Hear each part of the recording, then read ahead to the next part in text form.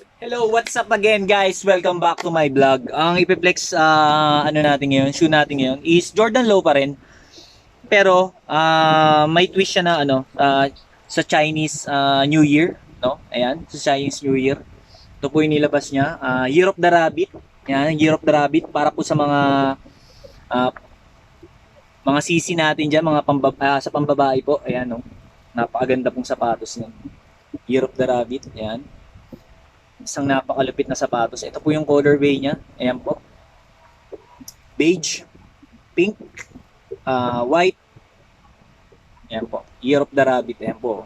Year of the Rabbit. Meron din siya dito. Ayun. Ayan. Year of the Rabbit. Ayan po. Ayan po yung colorway niya.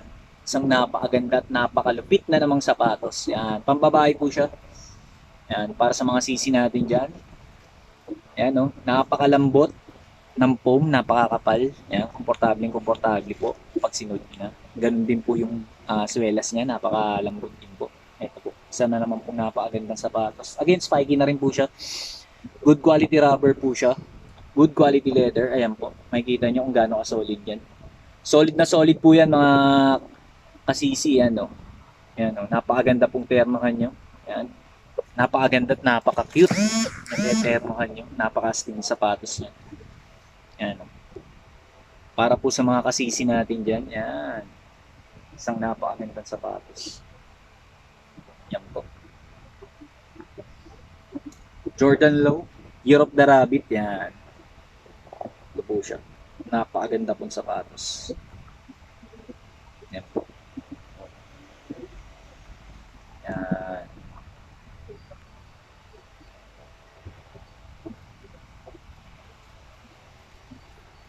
See?